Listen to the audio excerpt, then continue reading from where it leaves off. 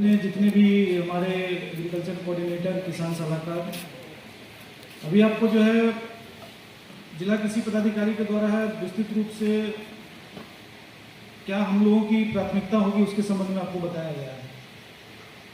उससे पहले जो है चूँकि एक फोरम है जहाँ पर हम लोग कृषि विभाग की जो महत्वपूर्ण जो योजनाएं हैं जो हम लोग संचालित कर रहे हैं, ठीक है, आप लोग रबी महोत्सव भी करते हैं, आज हम लोग खरीफ महोत्सव कर रहे हैं, लेकिन इसके पीछे का जो आप देखेंगे काम ऑलमोस्ट सेम रहता है, जिसकी जो है वो चर्चा जो है जिला कृषि पदाधिकारी के द्वारा वो किया गया है।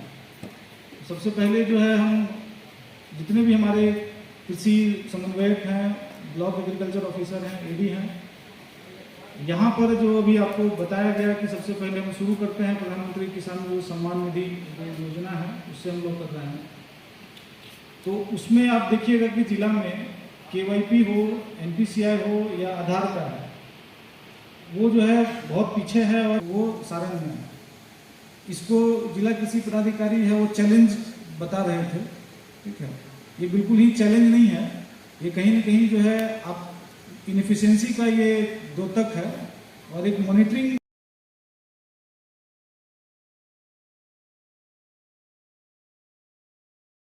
आगे जो है वो आपको 8 दिन का समय दिया गया है।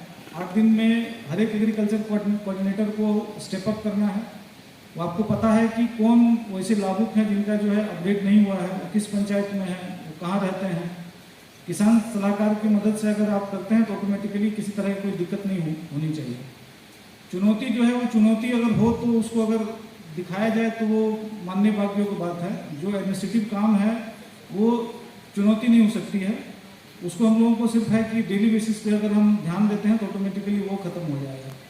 ये मैसेज है, मैसेज इसलिए आपको दिया जा रहा है कि इसकी हुआ होगा, इस केस में अगर वांटिंग पाई जाइएगा तो कार्रवाई भी होगी, ठीक है। तो ये जितने भी एग्रीकल्चर कोऑर्डिनेटर हैं ये बिल्कुल अपना ध्यान दे लेंगे। ये प्राथमिक एजेंडा में से है और कृषि विभाग से मुझे भी कॉल आया है।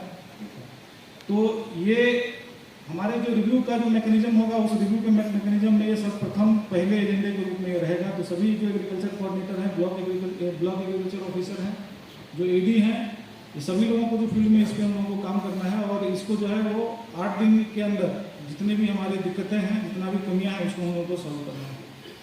दूसरा जो उपलब्धता, उर्वरक की उपलब्धता में कृषि टास्क फोर्स की बैठक में हम लोगों ने चर्चा किया है। आपके समक्ष भी हम लोग बता दे रहे हैं कि हम लोग चाहते क्या हैं और उद्देश्य हम लोगों का क्या है। सबसे पहले जो है वो उर्वरक का उपलब्धता के संबंध में हम लोगों ने बात किया था कि ये ट्रांसपेरेंसी होना चाहिए। ट्रांसपेरेंसी के लोगों को पता होना चाहिए कि आपका स्टॉक कहाँ है, किस दुकान में क्या स्थिति है, वो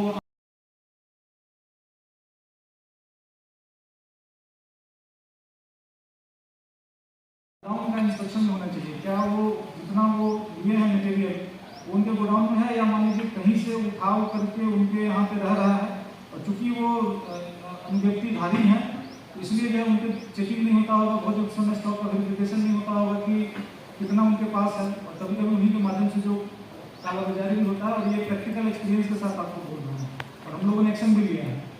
तो ये खाद्य का जो कालाबाजारी, सही रेट पे उसको उपलब्धता, ये जो है दूसरा जो प्राथमिक एजेंडा हम लोगों का है।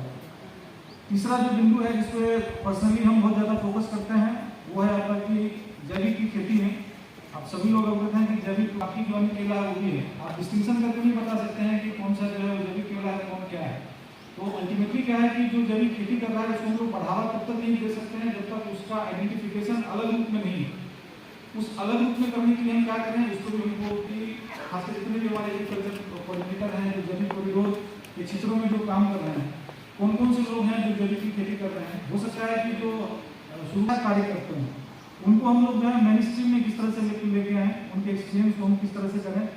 कुछ ऐसे किसान आपको मिलेंगे जो आपके सिस्टम से नहीं जैविक खेती करते हैं और अपना उनका एक सप्लाई चेन है और अपने हिसाब से बेचते हैं और उनको फायदा होता है। उनके एक्सपीरियंस को हम किस तरह से लेके अपने सिस्टम में लेके आएँ ताकि बाकी जो किसान हैं उनको भी लाभ मिले। इसके लिए जो है सभी जो एग्रीकल्चर कोऑर्डिनेटर हैं, आपको एक टास्क है कि अपने क्षेत्र में आप जाएं और जैविक खेती कौन करते हैं, बहुत अच्छा कौन करते हैं, उनको आपको चिन्हित करना है। वो जब चिन्हित होंगे तो उसके बाद हम लोग आगे का प्लान करेंगे कि किस तरह से हम लोग मार्केटिंग और जो सप्लाई चेन में उसमें आएंगे।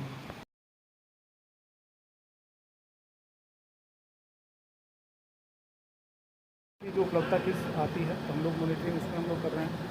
और साथ ही साथ हम लोग आगे का भी जो वर्क प्लान है एग्रीकल्चर डिपार्टमेंट की मदद से हम लोगों ने बनाया। अभी कृषि टास्क की बैठक मेरी अध्यक्षता में की गई थी, बहुत सारे टास्क हम लोगों ने दिया है। और आगे आप देखेंगे कि जो जिले के जो उद्यमी किसान हैं उनका फेस जो है आपको सामने मिलेगा, और उनके माध्यम से हम लोग चाहते हैं कि अन्य जो किसान हैं उनको भी प्रेरणा मिले और एक बेहतर जो है कृषि का वातावरण हम लोग बना सकें। और मुख्य उद्देश्य यही है कि जितने भी किसान हैं उनकी आमदनी को हम लोग बढ़ा सकें।